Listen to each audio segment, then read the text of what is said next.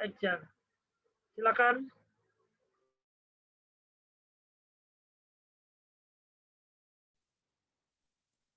Halo, Shalom, selamat malam, Usi dan Bung yang terkasih di dalam Tuhan. Gimana kabar malam hari ini? Puji Tuhan, baik ya semuanya ya. Ya, sebelum kita memulai ibadah kita pada malam hari ini, saya bacakan terlebih dahulu siapa-siapa yang bertugas untuk ibadah malam hari ini. Doa pembuka ada Kak Orwi, dan pelayan firman ada AMT Hari Sakti atau Bung Taufik. Doa syafaat oleh Kak Luki Vernea. Ya, tiba saatnya kita akan memulai ibadah kita pada malam hari ini. Puji syukur kalau kepada Tuhan, kalau sampai hari ini kita semuanya masih diberikan kesehatan, sukacita, nafas kehidupan, biarlah semuanya itu hanya untuk kemuliaan Tuhan. Kita mau siapkan hati kita dan pikiran kita untuk menyembah dan memuji Tuhan. Mohon kepada Kak Orwi untuk pimpin kita di dalam doa.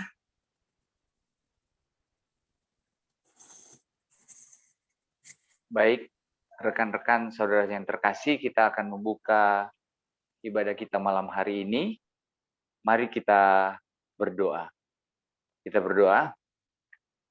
Puji syukur ya Tuhan, dalam kebersamaan kami boleh berada dalam persekutuan kami, YSF-GP ini Tuhan. Kami percaya dalam penyertaan dan cinta kasih Tuhan yang sudah menyatukan kami, sehingga pada hari ini, malam hari ini kami mau datang ke hadirat-Mu melalui ibadah kami menyembah akan Engkau Tuhan. Biarlah acara ibadah kami ini boleh jadi hanya di dalam nama Bapa, Anak, dan Roh Kudus. Amin.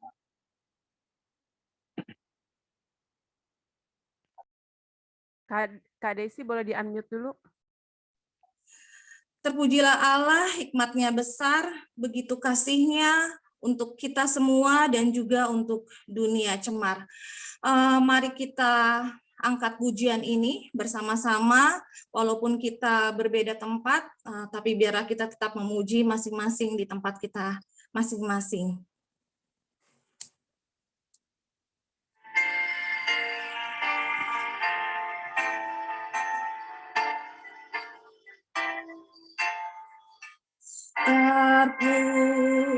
Terpujilah Allah, hikmat-Nya besar, begitu kasih-Nya untuk dunia cemar, sehingga diberilah Putra-Nya kudus, mengangkat manusia serta menebus.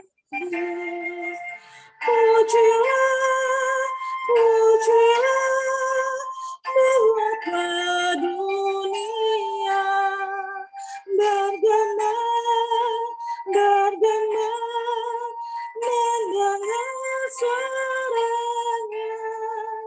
Dapatkanlah Allah demi Putra-Nya, beri puji padanya sebab hikmat-Nya.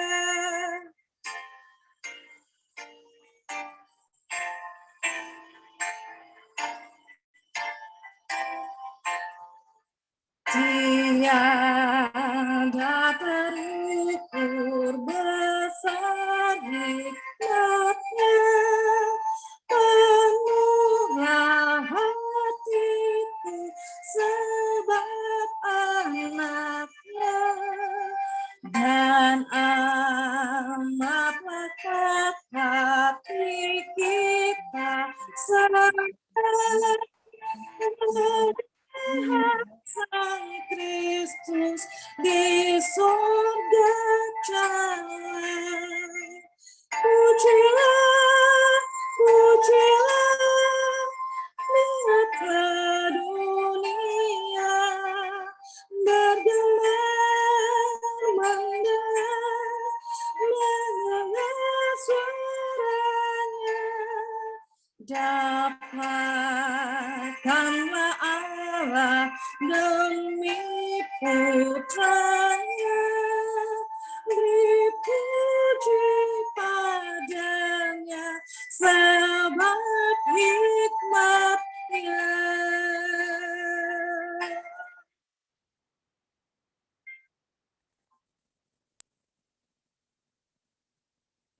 Cerita punya anjing Jack. Jadi cerita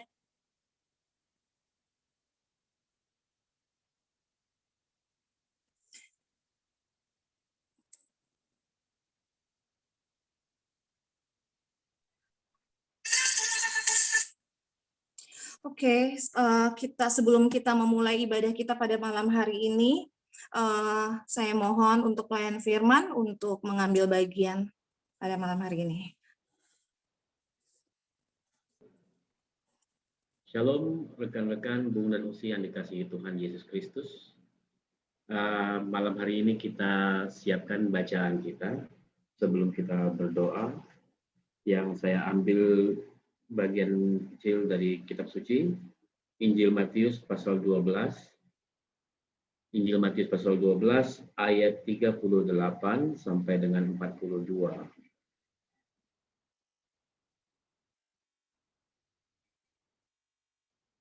Apabila bacaan kita sudah dibuka, Alkitab kita sudah terbuka, sudah dapat Matius 12 ayat 38 sampai 42, mari kita tundukkan kepala memohon bimbingan Roh Kudus. Kita satu dalam doa. Tuhan Allah Bapa dalam kerajaan surga yang kami kenal dan kami sapa di dalam Putra-Mu yang tunggal, Tuhan kami Yesus Kristus, yang adalah firman Tuhan yang menjadi manusia. Di malam hari ini ya Bapa, kami mau merenungkan sebagian dari firman-Mu untuk kami semakin mengenal Engkau dan semakin setia dan taat kepadamu.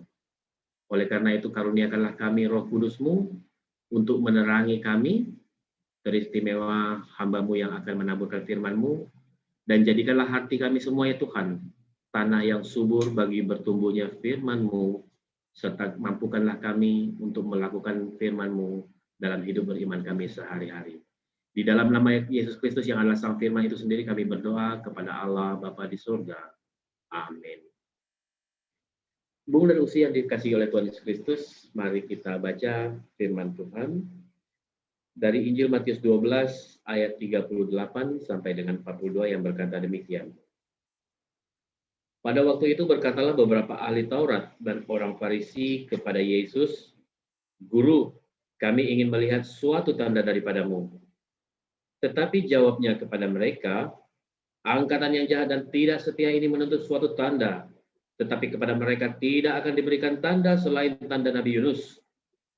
Sebab seperti Yunus tinggal di dalam perut ikan 3 hari 3 malam, demikian juga Anak Manusia akan tinggal di dalam rahim bumi 3 hari 3 malam. Pada waktu penghakiman, orang-orang Niniwe akan bangkit bersama angkatan ini dan menghukumnya juga.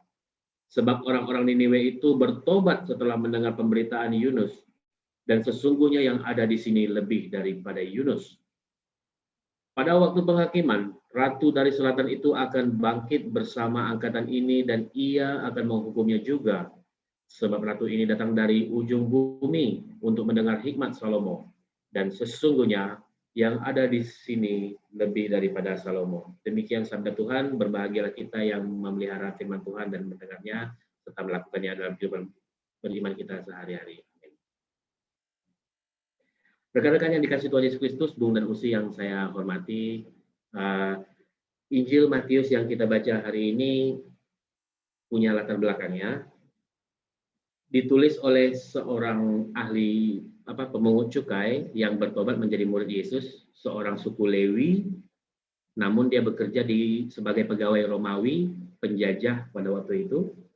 Namun ketika Yesus memanggilnya, dia mengikut Yesus, dan dia seorang yang sangat cermat, membuat laporan tentang angka-angka yang sangat teliti, karena latar belakang pekerjaannya sebagai pemungut cukai. Dan alamat pembaca Injil Matius ini adalah jemaat Kristen Yahudi yang sangat mementingkan identitas Yesus sebagai Mesias yang dinantikan oleh orang Israel. Yahudi atau Yudaisme yang dihidupi oleh umat Tuhan pada zaman Yesus dan sebelum dan sesudahnya itu berbeda dan tidak sama dengan Yahudi modern sekarang, berbeda dan berlainan juga dengan Yahudi zaman Salomo, berbeda dan berlainan pula dari zaman hakim-hakim, berbeda dan berlainan dari zaman Musa, apalagi zaman Abraham. Jadi kalau kita melihat agama Yahudi itu bukan berarti seluruh perjanjian lama itu agama Yahudi itu sama aja, nggak perkembangan, nggak ada development, tidak ya. Iman Alkitabiah perjanjian lama zaman Abraham tidak sama dengan zaman Musa, tidak sama dengan zaman Daud dan Salomo, zaman raja-raja, bahkan zaman lebih awal lagi zaman hakim-hakim sesudah Yosua tidak sama. Dan yang dihidupi orang pada zaman Yesus hidup, pada zaman Injil ini ditulis, dikenal dengan periode Yudaisme Bait Suci kedua. Kenapa Bait Suci kedua? Karena Bait Suci itu pernah dibangun 2 kali. Salomo membangun Bait Suci pertama ditabiskan dengan puluhan ribu kambing, lembu, sapi yang dikorbankan naik asapnya, ya. Kita baca di kitab Raja-Raja ya, pentabisan Bait Suci. Lalu diruntuhkan oleh penjajahan Babilonia oleh Nebukadnezar, serta perabot-perabot Bait Suci itu dibawa ke rumah dewa-dewa di Kasdim, ya, di Babilonia. Lalu umat Israel berada dalam pembuangan 70 tahun karena ketidaksetiaan mereka, dan mereka dipulangkan ke tanah air mereka oleh Raja Darius, ya. Raja Darius dipakai Tuhan untuk memulangkan orang Ibrani itu, orang-orang Israel itu dari pembuangan balik ke tanah airnya. Tetapi Israel waktu itu adalah salah satu provinsi dari negara adikuasa, ya, bukan negara merdeka. Bupati atau gubernurnya Zerubabel bin Sealtiel, keturunan Daud, nenek moyangnya Yesus juga, menjadi bupati atau gubernur, bukan menjadi raja Israel yang merdeka, tetapi suatu provinsi dari suatu negara yang adikuasa. Dan di zaman Darius itulah, di zaman Zerubabel bin Sealtiel itu, Ezra dan Nehemia mereformasi iman spiritualitas orang Israel yang terpuruk setelah pulang dari pembuangan, setelah terjajah. Kalau kita baca kitab-kitab Mazmur, ya, kita sering melihat bahwa di tanah pembuangan itu mereka tidak bisa menyanyi memuji Tuhan. Kecapi mereka gantungkan di pohon gandarusa. Kalau kita baca di Mazmur, wah, mereka nggak merdeka. Lalu akhirnya mereka dipulangkan oleh Raja Darius. Di zaman Zerubabel bin Sealtiel itu mereka membangun kembali Bait Suci kedua. Secara fisik pembangunan Bait Suci kedua didorong oleh Hagai, ya. Hagai mendorong pembangunan Bait Suci kedua, bahwa sama seperti kita membangun puing-puing rumah kita yang runtuh, mari kita buat megah rumah Tuhan, dimotivasi oleh Nabi Hagai. Lalu Nabi Zakaria mereformasi spiritualitas, serta Ezra dan Nehemia membuat suatu reformasi besar, pertobatan yang sangat radikal. Dari hasil karya pelayanan Ezra dan Nehemia itu lahirlah komunitas-komunitas yang sangat ketat mengejawantahkan, mengimplementasikan tuntutan-tuntutan hukum Taurat. Mereka tidak puas dengan hukum Taurat yang ada di dalam Pentateuch, 5 kitab Taurat, ya. Mereka menjabarkan lebih detail dan rinci lagi dalam tradisi-tradisi non Alkitab, ekstra biblikal, ya, dalam bentuk tradisi-tradisi yang namanya Talmud, Mishnah, Haggadah, ya, sehingga mereka tidak cukup dengan jangan kamu bekerja pada hari Sabat, tapi mereka merinci apa yang didefinisikan sebagai bekerja. Pada bagian awal dari pasal 11, 12, dan 13 ini ada beberapa episode di mana Yesus konflik dengan orang Farisi terkait dengan apa yang boleh dan apa yang tidak boleh di hari Sabat. Para murid memetik bulir-bulir gandum di hari Sabat dan memakannya. Kelihatan oleh orang Farisi, mereka komplain, mereka bilang itu tidak diperbolehkan di hari Sabat. Ya. Karena apa? Dalam tradisi yang namanya Mishnah, ada 39 kategori sebagai pelanggaran hari Sabat karena dianggap bekerja. Salah satu bekerja adalah mengolah makanan, ya. Ya, lalu Yesus menjawab dengan Alkitab bahwa Daud melanggar hukum Sabat ketika para tentaranya kelaparan dan roti sajian yang hanya boleh dimakan oleh para imam dimakan oleh Daud dan para penjaga. Daud sendiri melanggar demi keselamatan, demi kesehatan, demi kekuatan para tentara-tentaranya. Lalu ketika Yesus menyembuhkan orang yang mati sebelah badannya di hari Sabat, mereka juga komplain karena itu terjadi di hari Sabat. Tetapi Yesus berkata bahwa kalian yang lembu atau dombanya masuk ke dalam lubang, pasti kalian tolong pada hari Sabat. Tetapi di sini manusia lebih daripada domba, lebih berharga daripada domba. Jadi Yesus menjawabnya bukan dari ayat Alkitab, tetapi dari logika, bahwa manusia itu lebih superior daripada binatang, sedangkan binatang saja jatuh masuk lubang, orang Yahudi nggak mau rugi, nggak mau dombanya mati, mereka akan keluarkan dombanya dari lubang. Nah, ini penyembuhan pada hari Sabat dianggap sebagai kesalahan, dan Yesus berkata bahwa boleh kita berbuat baik pada hari Sabat, dan seterusnya. Banyak episode penolakan orang Yahudi, ahli Taurat dan Farisi terhadap Yesus, bukan hanya soal hari Sabat, bahkan Yohanes Pembaptis pun dari dalam penjara meragukan apakah Yesus yang adalah Mesias yang kami nanti-nantikan atau kami harus menanti orang yang lain. Yohanes Pembaptis, sepupunya Yesus saja masih perlu diyakinkan tentang kemesiasan Yesus, ya. Dan pada episode kita pada hari ini adalah orang Yahudi, orang Farisi, ahli Taurat menuntut suatu tanda. Guru, berikanlah kami suatu tanda. Tetapi Yesus berkata apa? Kepada kaum angkatan yang jahat dan tidak setia ini, tidak akan diberikan tanda selain tanda Nabi Yunus, ya, dikatakan seperti itu. Angkatan yang jahat dan tidak setia itu the evil and adulterous generation, ya. Tidak setia itu bahasa Alkitabnya disebut adulterous, ya. Itu adalah metafora yang sangat umum di dalam Perjanjian Lama untuk melambangkan kemurtadan orang Israel. Orang-orang Israel yang murtad, yang menyembah Baal, yang menyembah Ashtoret, ya, itu semuanya dianggap sebagai adulterous, ya. Para pesundal-pesundal rohani itu metafora yang umum di Perjanjian Lama, dan Yesus menyebut mereka angkatan yang jahat dan tidak setia. Dalam bahasa terjemahan Alkitab bahasa Inggrisnya disebut the evil and adulterous generation, generasi, ya, generasi, angkatan itu generasi. Artinya apa? Orang-orang Yahudi bait suci kedua ini yang dimana Yesus hidup ini, periodenya bermulai dari 515 sebelum Masehi sampai dengan keruntuhan bait suci kedua tahun 70 Masehi, Anno Domini. Itu orang-orang Yahudi itu sangat saleh, sangat berlomba-lomba menunjukkan pertobatan, menunjukkan kesalehan yang lahiriah, dan itu disebut Yesus sebagai generasi-generasi yang adulterous tadi. Orang-orang yang jahat dan tidak setia. Loh, kok bisa begitu?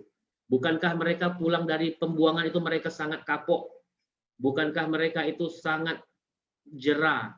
Bahkan semua penulis-penulis kitab suci di periode bait suci kedua ini, baik itu Deuterokanonika, ya, Yudit, Tobit, Sirah, segala macam, sampai penulis-penulis Injil, penulis-penulis proto-evangelium, ya, seperti Injil-Injil yang mula-mula sebelum ada Injil yang 4 ini, bahkan Injil-Injil yang apokrif lainnya juga punya genre sendiri, bahwa ini adalah kita bisa melihat ciri-cirinya sebagai penulis dari Yahudi atau Yudaisme bait suci kedua. Mereka ciri-cirinya adalah sangat membangun mentalitas pembacanya supaya kita jangan terpuruk lagi secara mental, maka tulisan-tulisan untuk orang-orang yang hidup di zaman Bait Suci kedua ini harus dibangun kembali kepercayaan dirinya, confidence-nya itu. Mereka memahami dirinya sebagai orang-orang yang telah dihukum Tuhan. Mereka menganggap bahwa Allah sedang meninggalkan mereka. Ya, orang-orang yang hidup di zaman sesudah pembuangan itu atau Yahudi Bait Suci kedua itu, mereka punya pemahaman bahwa Allah abandon mereka, abandoned by God. Ya, mereka ditinggalkan Tuhan. Itu sebabnya kitab Injil Matius ini menegaskan kepada kita bahwa Yesus adalah Sang Immanuel, Allah beserta kita. Tidak terdapat dalam Injil-Injil lain bahwa Yesus disebut Immanuel. Karena apa? Penulis sangat terpengaruh oleh pemahaman atau cara berpikir Bait Suci kedua ini. Ya, mereka yang terpuruk itu harus dipulihkan, harus diberi kekuatan, harus diberi motivasi bahwa Tuhan itu tidak abandon. Ya, walaupun mereka punya pemahaman, perasaan, ya, bahwa Allah meninggalkan mereka setelah pembuangan Bait Suci itu. Tetapi mereka dimotivasi oleh tulisan-tulisan yang dibuat oleh pada zaman-zaman seperti itu bahwa Allah adalah Sang Immanuel. Nah, pada hari ini kita melihat bahwa orang-orang yang termotivasi untuk bertobat itu, yang tidak puas dengan melakukan hukum Taurat yang dibuat oleh Musa, yang disampaikan Musa, yang diterima dari Tuhan Allah, mereka menambah-nambah hukum Taurat, tradisi-tradisi yang bukan dari Tuhan, seperti tidak boleh menyembuhkan orang, tidak boleh makan, mempersiapkan makanan nggak boleh, ya. Jadi 39 kategori daripada bekerja di hari Sabat itu, salah satunya mempersiapkan makanan. Itu tidak ada Tuhan suruh seperti itu. Mereka buat sendiri. Akhirnya apa? Ketika murid-murid memetik bulir gandum pun mereka menganggap itu salah dan wajib dihukum, ya, seperti itu. Lalu ketidaksukaan mereka terhadap Yesus akhirnya memuncak juga pada saat mereka mau menjebak Yesus, meminta Yesus memberikan suatu tanda. Nah, apakah Tuhan Yesus terjebak dengan jebakan mereka? Kepada angkatan yang jahat dan tidak setia ini, tidak ada tanda lain selain tanda Nabi Yunus. Maksudnya apa tanda Nabi Yunus? Nabi Yunus itu tidak setia pada panggilan. Yesus setia pada panggilan. Ya, Nabi Yunus disuruh ke Niniwe, dia lari ke Tarsis. Tarsis itu apa? Kota sumber makanan, banyak kemakmuran di sana. Lebih enak pergi ke Tarsis, naik kapal ke Tarsis, lalu karena dia mengingkari panggilan Tuhan, kapal itu dilanda oleh badai yang kuat, akhirnya dia dicapak ke laut dan masuk ke dalam perut ikan. Kita bisa melihat di sini bahwa Yesus menganggap Yunus itu sebagai tokoh historis yang pernah ada, bukan tokoh metafora, bukan tokoh mitologis. Ya, Yunus itu betul-betul pernah ada dan pernah betul-betul terjadi bahwa Yunus itu tinggal dalam perut ikan selama 3 hari 3 malam. Dan metafora Yunus tinggal dalam perut ikan itu adalah tipologi Yesus yang akan masuk dalam perut bumi, yaitu dikubur, wafat dan dikuburkan, turun ke dalam kerajaan maut, tempat penantian. Ya. Dan kata Yesus berkata apa? Sesungguhnya yang ada di sini lebih daripada Yunus. Orang yang lebih besar daripada Yunus itu ada di depan mereka dan mereka tidak percaya. Jadi tanda apa lagi yang mau diberikan kepada orang seperti ini? Tidak ada tanda lain selain tanda Nabi Yunus. Bahkan yang ada di depan mereka lebih dari Yunus. Kenapa Yesus lebih dari Yunus? Yunus itu tidak taat, Yesus itu taat. Ya, seperti itu. Ya, Yunus itu hanya bertamasya dalam perut ikan. Masuk di perut ikan, dia tidak mati, dia hidup lagi dimuntahkan oleh ikan. Tetapi Yesus betul-betul wafat dan dia betul-betul bangkit setelah dia berada 3 hari dalam perut bumi. Dan yang kedua, perumpamaan dan persamaan Yesus lainnya adalah pada waktu penghakiman, Ratu dari Selatan itu bangkit bersama angkatan ini. Siapa Ratu dari Selatan itu? Apakah Nyi Roro Kidul? Bukan, ya. Ratu dari Selatan Nyi Roro Kidul itu Susana, bukan. Ini bukan Susana. Ratu dari Selatan itu adalah Ratu Sheba.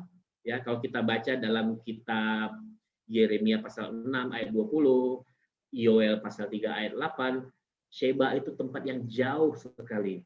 Dan bagi orang Yahudi yang hidup di zaman itu, pemahaman mereka pada saat itu, Sheba itu dianggap ujung bumi. Dikatakan di sini apa? Sebab ratu ini datang dari ujung bumi, kata Yesus. Ujung bumi maksudnya apa? Tempat yang jauh banget. Kenapa disebut jauh banget? Kalau kita lihat peta Alkitab, Sheba itu adalah tempat di paling ujung selatan di semenanjung Arab. Jadi dari Kanaan, tempat Yesus hidup, terus ke selatan, dan di paling selatan semenanjung Arab ada nama tempatnya Sheba. Di situ ada kemenyan yang bagus dan tebu yang sangat manis ya, dan jauh banget ya, jauh banget, sehingga dianggap sebagai ratu yang datang jauh-jauh, repot-repot datang mau mendengar hikmat Salomo ya. Dan oleh hikmat Salomo, setelah mendengar hikmat Salomo, dia bertobat ya, kalau kita baca ceritanya dalam kitab Raja-Raja. Nah, tetapi Yesus berkata di sini ada yang lebih daripada Salomo, namun orang-orang Israel tidak mau percaya. Nah, saudara-saudaraku yang dikasih Tuhan Yesus Kristus, Bung dan Usi yang saya sayangi dan saya kasihi, ya, seringkali kita berpikir bahwa kalau ada mujizat terjadi maka orang pasti percaya. Kok kenapa ya saya berdoa kok tidak terjadi sesuatu? Kok saya mendoakan suatu kebangunan tidak terjadi kebangunan? Saya berdoa untuk suatu mujizat tidak terjadi. Orang yang saya kunjungi bersama tim diakonia, saya doakan supaya terjadi mujizat, kok bukannya sembuh malah berpulang ya. Kita sering berpikir bahwa kalau doa kita dijawab maka kita akan beriman. Bahwa kalau terjadi mujizat, terjadi tanda-tanda, akan menjamin bahwa orang yang melihat tanda-tanda akan menjadi percaya. Ternyata dari zaman Yesus sendiri, jangankan kita yang cuma cerita tentang Yesus, Yesus sendiri datang di depan-depan mereka yang menunjukkan karya yang luar biasa, bahwa menunjukkan bahwa dia lebih dari Yunus, lebih daripada Salomo, tetap aja orang Yahudi nggak mau percaya. Jadi sama sekali tidak selalu mujizat, tanda-tanda menghasilkan iman. Ya. Iman itu adalah pemberian yang kita terima tanpa syarat, bukan karena melihat mujizat. Ya, saya sering berfantasi, saya sering berpikir bahwa gedung gereja kami di Batra Hayat ini akan buka jam 5 pagi.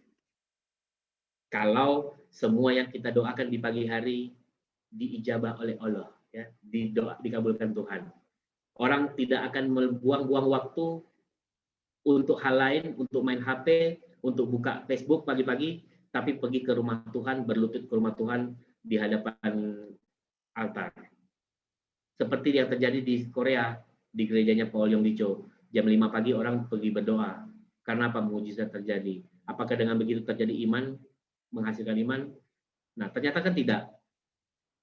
Sama seperti orang-orang di seberang, orang-orang non-Kristen, orang-orang Muslim ya, mereka percaya bahwa sepertiga malam terakhir adalah jam yang makbul untuk berdoa. Kalau itu benar, ya saudara-saudara, kita rubah jam tidur kita. Nggak usah tidur jam 10, bangun jam 5. Kita tidur jam 7 malam, habis mandi, bobo, habis itu kita bangun jam 3. Berdoalah sepertiga malam, nanti terkabul. Ternyata kan enggak. Ya. Jadi seperti itu saudara-saudara. Iman kita jangan tergantung pada mujizat. Iman harus bergantung pada Sang Sabda. Iman kita harus iman yang dinyatakan oleh Tuhan sendiri, bukan dinyatakan oleh orang-orang yang menjajakan mujizat-mujizat. Banyak orang yang terpengaruh pada Yesus-Yesus lain. Yesus-Yesus yang dijajakan oleh orang-orang yang memberitakan sesuatu yang tidak berdasarkan firman, yang tidak pernah difirmankan Tuhan. Itu bukan hal baru. Dari zaman Perjanjian Lama, zaman Yeremia, kita melihat bahwa ada nabi-nabi yang menyampaikan apa yang enak di telinga, tetapi tidak difirmankan oleh Tuhan. Apa yang kita lihat di zaman fenomena sekarang juga seperti itu. Orang banyak menjajakan Yesus-Yesus yang lain. Yesus-Yesus yang pembuat miracle. Yesus-Yesus yang memberikan harapan-harapan yang sedap di telinga. Tetapi yang tidak sesuai dengan kesaksian firman Tuhan. Untuk mengetahui yang mana yang benar, kita bisa melihat buahnya, ya. Pohon dikenal dari buahnya, maka pelayanan kita juga dikenal dari buahnya. Tuhan kiranya menolong kita, dan saya kembalikan kepada moderator, kepada liturgos, barangkali ada yang mau sharing, mau menambahkan, dipersilakan. Tuhan Yesus memberkati. Amin. Terima kasih buat Taufik, firman yang baik yang biarlah kita bisa menguatkan satu dengan yang lain. Mungkin buat Usi dan Bung yang lain ada yang mau menambahkan atau ada yang mau ditanyakan, terbuka untuk itu ya. Atau kita sudah lewat saja? Oke. Kiranya firman Tuhan tadi bisa menguatkan kita dari setiap kita masing-masing.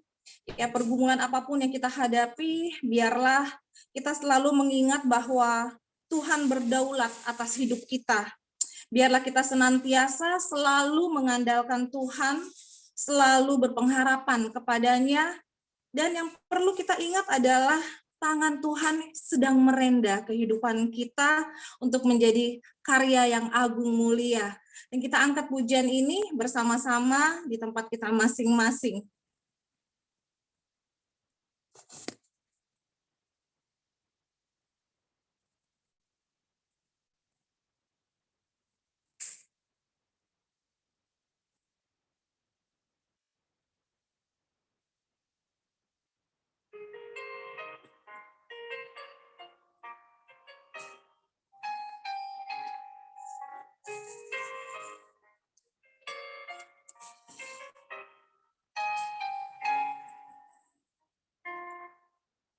Apa yang kau alami kini mungkin tak dapat engkau mengerti.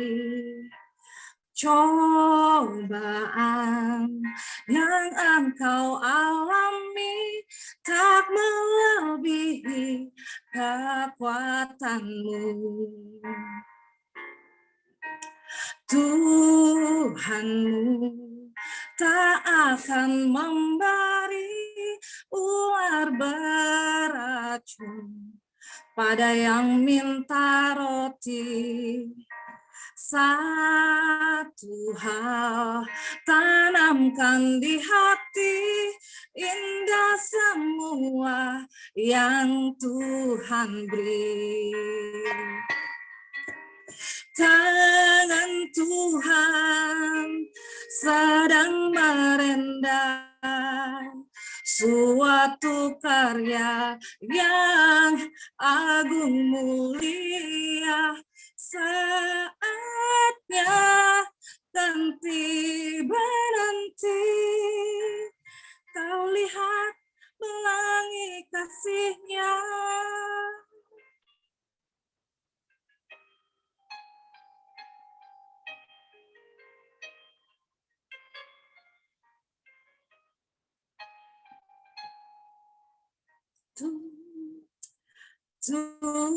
Tuhanmu tak akan memberi ular beracun pada yang minta roti. Satu hal tanamkan di hati, indah semua yang Tuhan beri.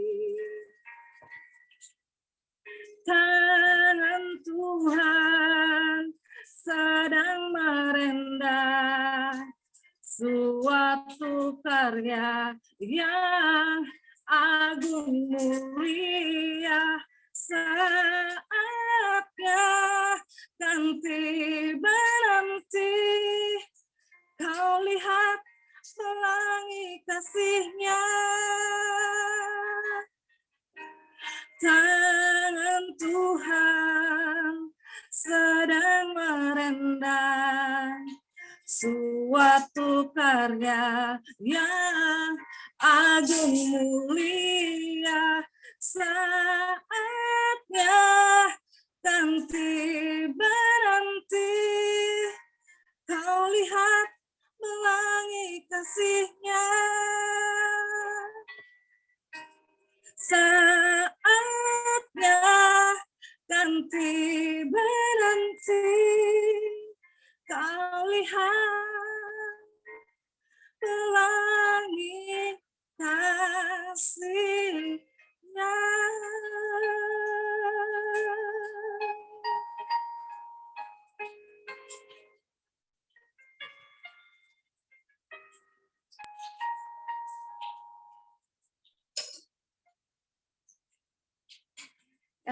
Kami mohon untuk Kaluki Fairness untuk kita berdoa syafaat sama-sama, dan mungkin pokok-pokok doa yang sudah disampaikan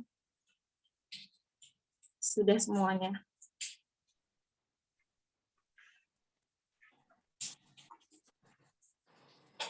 Baik, terima kasih untuk kesempatan kita akan masuk dalam doa syafaat. rekan-rekan semuanya, berhubung saya ini lagi dalam kendaraan, tapi saya lagi berhenti, izinkan saya untuk menonaktifkan video agar tidak mengganggu ketika kita berdoa nanti.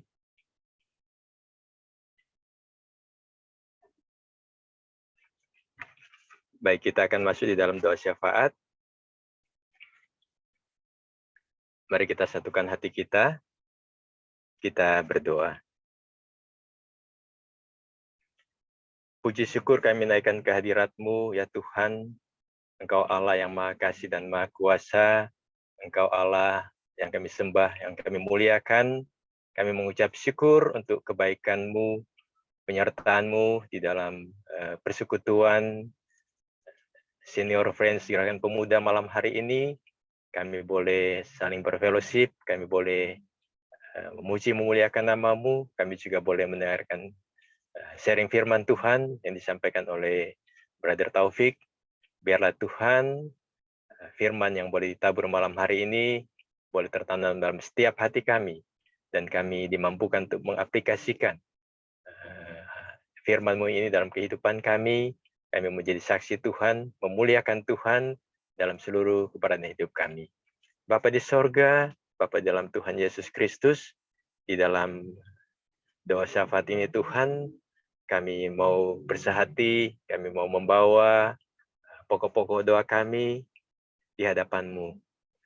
Tuhan, sedengkanlah telinga-Mu, biarlah Tuhan berkenan akan doa-doa kami yang kami akan panjatkan kepada-Mu.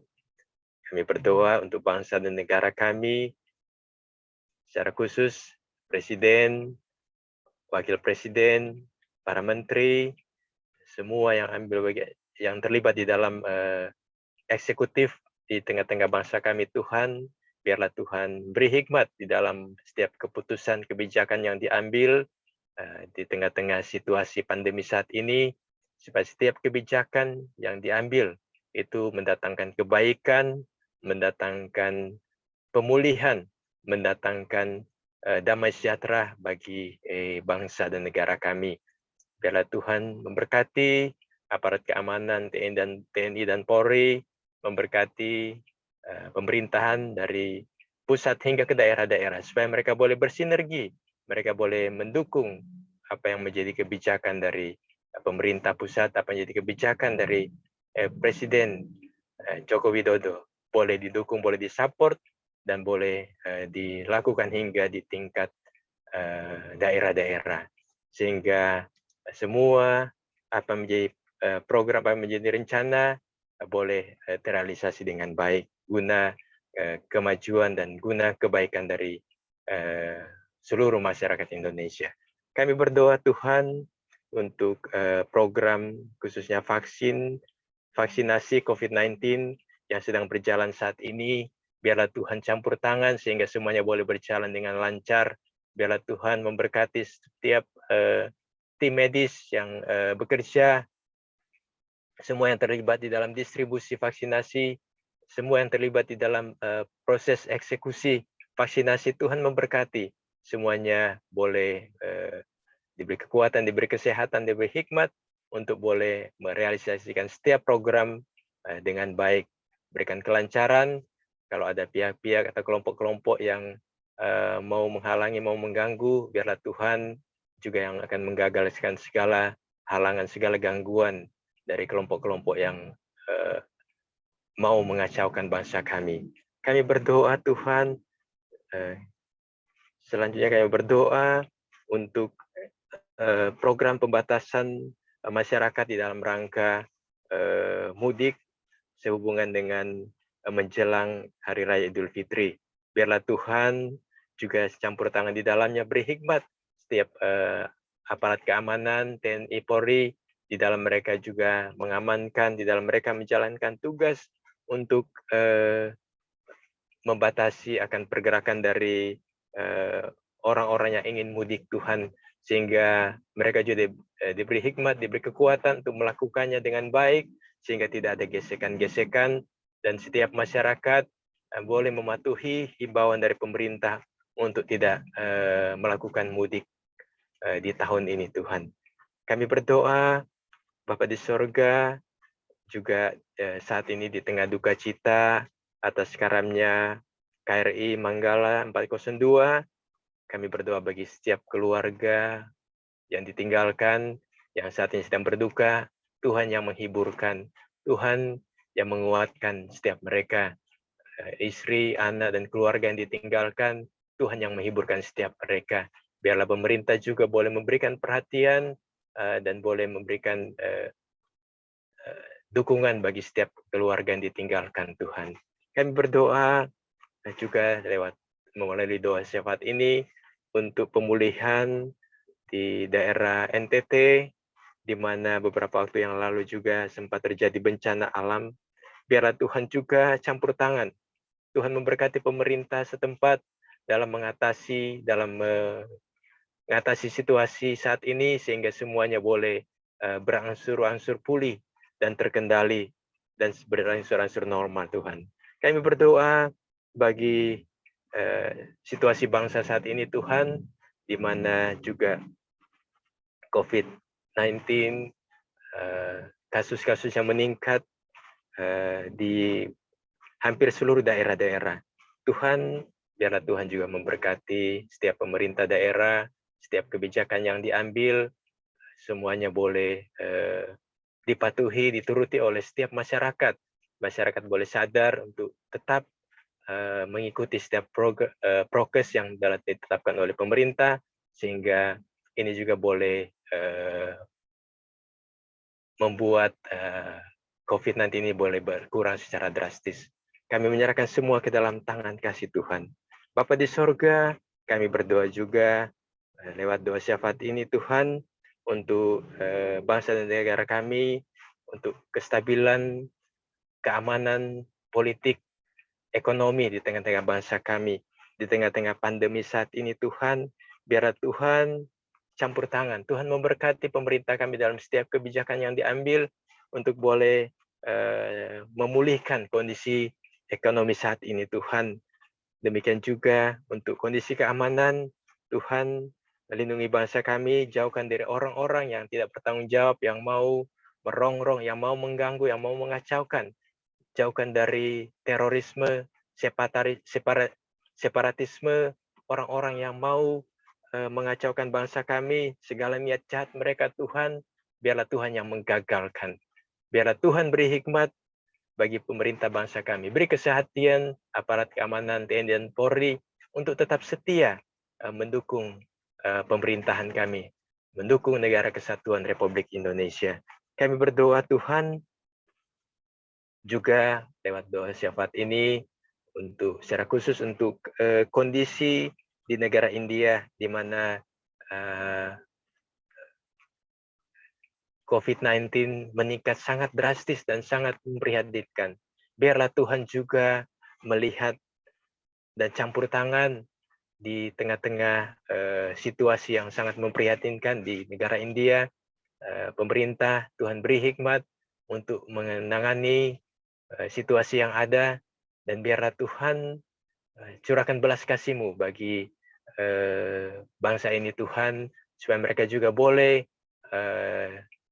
diselamatkan. Mereka juga boleh kembali dalam keadaan terkontrol, semuanya berjalan dengan normal.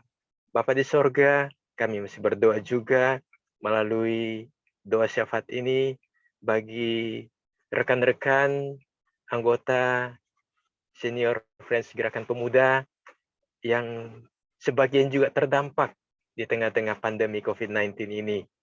Bapa di sorga, kami berdoa buat Bung Daniel Cem, Jemaat GPIB Samaria, untuk usahanya, usaha bengkel Putrajaya, dan Jadilas yang juga terdampak situasi COVID-19.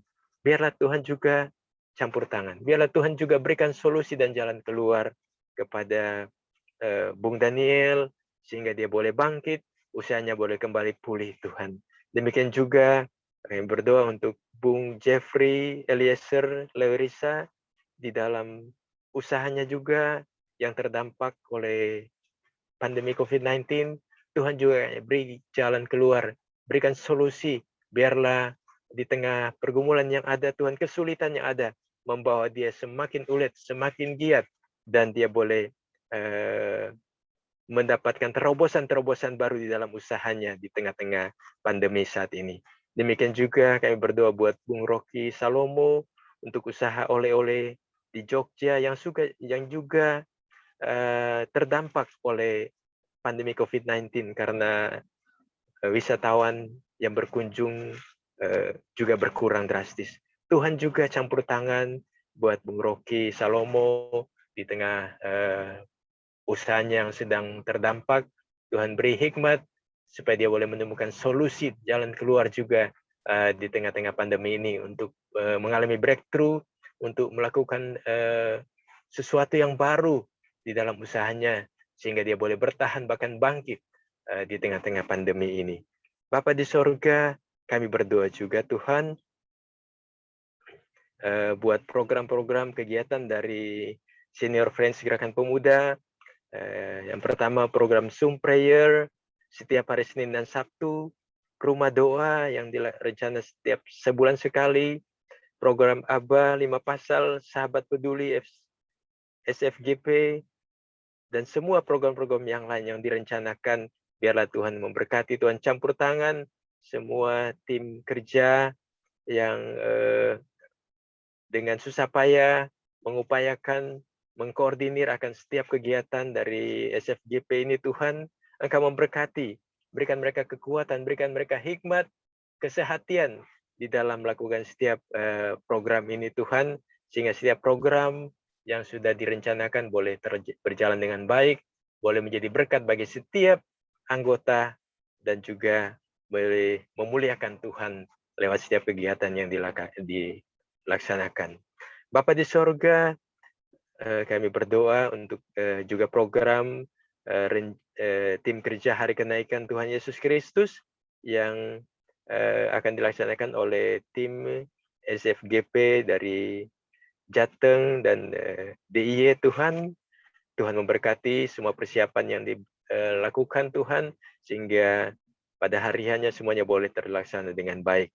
Demikian juga rencana touring ke Bandung oleh SFGP Bikers sesudah Hari Raya Idul Fitri nanti. Tuhan, Engkau memberkati juga semua persiapan, semua boleh dipersiapkan dengan baik, dan semuanya boleh direalisasikan pada waktunya Tuhan, semuanya boleh berjalan dengan lancar. Bapa di sorga, melalui doa syafaat ini kami bersehati bersepakat mendukung di dalam doa buat para anggota, rekan-rekan kami yang juga saat ini dalam keadaan sakit. Yang pertama kami berdoa buat Usi, Ike, Sipa Sulta yang dirawat karena GERD. Tuhan juga yang menjamah, Tuhan mengangkat, menyembuhkan sakit penyakitnya. Demikian juga keluarga pendeta J. Alonto, Vikaris, Bung Mayboy, Koster bersama keluarganya, dan beberapa jemaat dari GPIB, Jemaat Immanuel Medan, yang sedang dalam perawatan mandiri karena terpapar COVID-19. Secara khusus Bapak Pendeta Lonto, yang saat ini beliau dirawat di Rumah Sakit Metodis Susana Wesley Medan. Biarlah Tuhan berkenan, curahkan belas kasih-Mu, nyatakan kuasa-Mu, dan Tuhan menjamah setiap mereka yang terpapar COVID-19, keluarga besar dari Jemaat GPIB Immanuel Medan. Biarlah Tuhan teguhkan, kuatkan iman, percaya, pengharapannya. Mereka terus bersukacita mengucap syukur di tengah perawatan yang sedang dijalani, sehingga itu semuanya boleh meningkatkan imun tubuh mereka dan mereka boleh pulih, sembuh secara sempurna dari COVID-19. Kami berdoa Tuhan buat juga rekan kami Ibu Wima Kristiani dan ayahandanya yang saat ini juga sedang dirawat di Rumah Sakit Elizabeth Batam karena terpapar COVID-19. Tuhan juga teguhkan, kuatkan iman, percaya, pengharapannya untuk terus berserah, berpengharapan, dan mengucap syukur di tengah perawatan sedang dijalani. Itu semua menjadi obat yang mujarab. Hati yang gembira adalah obat. Ketika mereka mengucap syukur, biarlah itu boleh meningkatkan imun mereka, dan mereka juga boleh menang atas COVID-19. Kami berdoa juga buat Usi Desipati yang sedang menjalani proses cuci darah karena gangguan ginjal. Biarlah di tengah kelemahan tubuhnya, di tengah proses perawatan pengobatan yang dia jalani, Tuhan hadir. Tuhan memberi pengharapan. Tuhan memberi kekuatan iman, keteguhan, iman percaya bahwa Tuhan sanggup untuk menyembuhkan, untuk menjamah sakitnya. Jika Tuhan berkenan, Tuhan tidak ada yang mustahil. Bapa di sorga, kami berdoa juga buat Usi Susantarigan, Jemaat GBB Marturia Jambi, yang juga sedang dalam proses pengobatan kanker di Rumah Sakit Darmais Jakarta. Biarlah Tuhan campur tangan juga, curahkan belas kasih-Mu, nyatakan kuasa-Mu. Kalau Tuhan berkenan, Tuhan menjamah sakit kanker yang dialami. Tuhan memberkati setiap proses pengobatan yang dijalani, para medis, dokter, dan obat-obatan yang dipakai, peralatan medis yang dipakai. Tuhan pakai itu semuanya menjadi media Tuhan mendatangkan kesembuhan yang sempurna. Segala kebutuhannya, baik dana, juga Tuhan campur tangan, Tuhan menyediakan, Tuhan mencukupi. Bapa di sorga, teguhkan, kuatkan, lewat pendampingan keluarganya juga, itu semuanya boleh menghibur dan meneguhkan di tengah sakit yang dialami. Bapa di sorga, lewat doa syafaat ini Tuhan, kami juga berdoa buat Mbak Ririn Pongsama Sudarsono, saudari dari Usi Rizky Dini, yang mengalami sakit kelenjar getah bening yang disebabkan oleh limfoma. Biarlah Tuhan juga melihat, Tuhan juga campur tangan, Tuhan juga melawat di tengah sakit yang dialami oleh Mbak Ririn. Biarlah dia boleh mengalami dan merasakan campur tangan Tuhan yang meneguhkan, menguatkan dia menjalani masa-masa pengobatan yang sedang dijalani. Biarlah Tuhan teguhkan imannya. Biarlah Tuhan campur tangan kalau Tuhan berkenan oleh bilur-bilur-Mu Tuhan, dia mengalami kesembuhan. Bapa di sorga, demikian juga buat Usi Venska Hitpeu Ayuan, saudara dari Usi Evi Ayuan, sedang dalam proses pengobatan penyakit tumor. Tuhan, nyatakan juga kuasa-Mu, curahkan belas kasih-Mu atas Usi Venska. Biarlah Tuhan meneguhkan dia, menguatkan dia. Dan Tuhan, oleh biru-biru-Mu Tuhan, Engkau jamah sakit tumor yang dialami. Engkau beri kesembuhan di dalam nama Tuhan Yesus.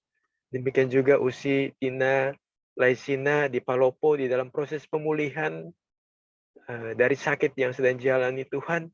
Tuhan juga campur tangan sehingga dia boleh mengalami pemulihan yang sempurna dan terus berserah, berpengharapan, dan bersyukur di tengah proses pemulihan yang dijalani. Kami berdoa buat Bung Salmon Pati di Tangerang dalam proses pemulihan juga. Demikian juga Bung Ivan Soni Takaria di dalam proses pemulihan pasca operasi. Biarlah Tuhan hadir di tengah-tengah pemulihan, perawatan yang sedang dijalani. Tuhan memberkati, Tuhan berkati setiap obat-obatan yang dipakai, terapi yang dijalani, perawatan yang dilakukan. Tuhan, itu semuanya Tuhan berkenan dan Tuhan memberkati sehingga mereka boleh kembali sembuh secara sempurna dan mereka mau memuliakan Tuhan senantiasa dalam kehidupan mereka. Bapa di sorga, di dalam doa syafaat ini Tuhan, kami juga bersama-sama mendoakan rekan-rekan atau keluarga yang saat ini juga sedang dalam duka cita karena ditinggalkan oleh orang-orang yang dikasihi. Kami berdoa buat keluarga Usi Nancy Adam atas meninggalnya kakak terkasih Bung Jeffrey Adam, keluarga Usi Terry Hitipeu di Palembang atas meninggalnya Om yang terkasih. Demikian juga dengan keluarga Bung Boyke Tambayong atas meninggalnya tante yang terkasih. Tuhan, di tengah-tengah pergumulan dan duka cita dari keluarga-keluarga ini, biarlah Engkau hadir, Engkau dengan Roh Kudus yang menjadi roh penghibur, meneguhkan, menguatkan, menghibur keluarga besar yang dalam duka cita, sehingga mereka tidak larut di dalam duka cita, namun oleh penghiburan-Mu Tuhan, mereka dikuatkan, dimampukan untuk melewati masa-masa duka cita. Mereka terus bersyukur, terus berpengharapan kepadamu, dan Tuhan lalukan duka cita, Tuhan gantikan dengan sukacita. Bapa di sorga, Terima kasih Tuhan, kami berdoa juga untuk rekan kami yang juga bersuka cita karena pertambahan usia, secara khusus Bung Rudi Sigar yang juga berulang tahun di tanggal 27 April yang lalu. Biarlah Tuhan juga menyempurnakan sukacitanya, dia senantiasa mengucap syukur kepadamu di usia yang baru. Tuhan karuniakan kekuatan kesehatan dengan usia yang baru. Biarlah Tuhan dia terus mengucap syukur dan segala hal yang menjadi harapan pergumulan dan kerinduannya di usia yang baru. Tuhan menjawab, Tuhan yang memberkati. Terima kasih Bapa di sorga, biarlah setiap pokok-pokok doa yang kami naikkan di hadapan-Mu saat ini Tuhan, Tuhan berkenan dan Tuhan menjawab seturut dengan kehendak-Mu. Kami alaskan doa ini dalam nama Tuhan Yesus, Tuhan dan Juru Selamat kami yang hidup, yang telah mengajarkan kami berdoa bersama. Bapa kami yang di surga, dikuduskanlah nama-Mu, datanglah kerajaan-Mu, jadilah kehendak-Mu di bumi seperti di surga. Berilah kami pada hari ini makanan kami yang secukupnya, dan ampunilah kami akan kesalahan kami, seperti kami juga mengampuni orang yang bersalah kepada kami. Dan janganlah membawa kami ke dalam pencobaan, tapi lepaskanlah kami daripada yang jahat. Karena Engkau yang punya kerajaan, kuasa dan kemuliaan, sampai selama-lamanya. Amin.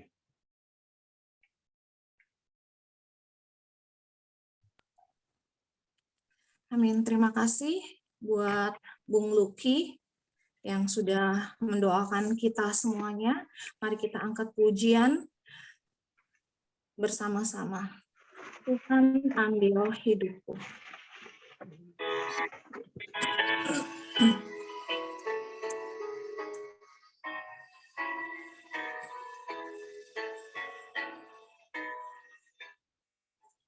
Tuhan ambil hidupku dan kuduskan bagimu.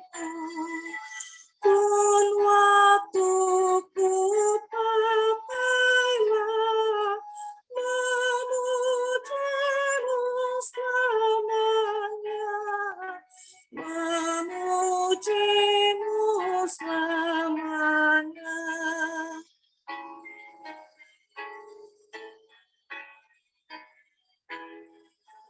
Harta kekayaanku jadi alat bagimu, akal budi dan kerja Tuhan pergunakanlah, Tuhan pergunakanlah.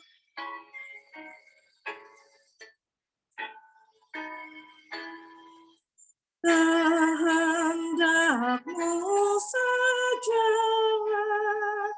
yang aku terjama, jadikanlah hatiku tetap kebesaran-Mu, tetap kebesaran-Mu.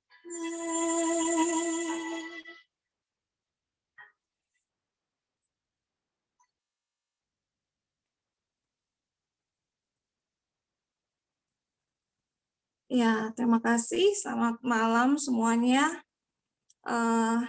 Kita pada penghujung ibadah pada malam hari ini. Terima kasih untuk firman Tuhan hari ini dan juga untuk Bung Luki yang sudah boleh membawakan doa syafaatnya untuk kita semuanya. Biarlah senantiasa kita selalu berpengharapan kepada Tuhan dan senantiasa hidup kita hanya untuk kemuliaan nama Tuhan saja.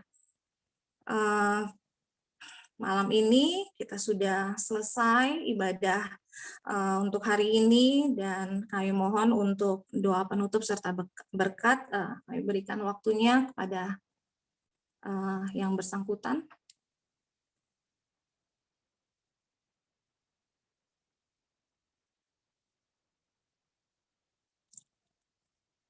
Untuk yang bertugas dipersilahkan.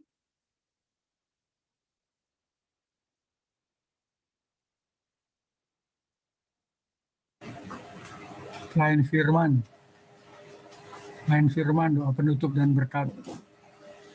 Oh, baiklah yang Bung dan Usi yang dikasihi Tuhan Yesus Kristus, kita telah mengakhiri ibadah Zoom kita dan kita akan diutus kemanapun kita berada, teristimewa di tengah-tengah keluarga kita. Pergilah, jadikanlah firman Tuhan seluruh perjalanan hidup kita, dan mari kita berdoa. Kiranya kasih karunia dari Allah Bapa kita dan dari Tuhan Yesus Kristus dan persekutuan yang manis dengan Roh Kudus menyertai kita sekarang dan selama-lamanya. Amin. Amin. Amin. Tuhan Yesus memberkati. Shalom. Shalom. Shalom, terima kasih Bung dan Usi. Terima kasih Bunda. Terima kasih semua. Semuanya. Tuhan memberkati. Terima kasih. Selamat bergabung kepada Pak Togu Herbert, Bung Togu ya. Wah, ada Bang Ebet datang ya. Foto dulu Bunda nih sebelum Gimana kabarnya nih jauh? Sebentar, selamat malam Bung Usi. Boleh saya potong sedikit, mau ada pengumuman. Silakan. Yang pertama, saya mau revisi sedikit. Mohon maaf atas kesalahan informasi. Untuk berita duka yang tadi didoakan dari keluarga Bung Boyke, itu adalah ayah tiri dari Bung Boyke.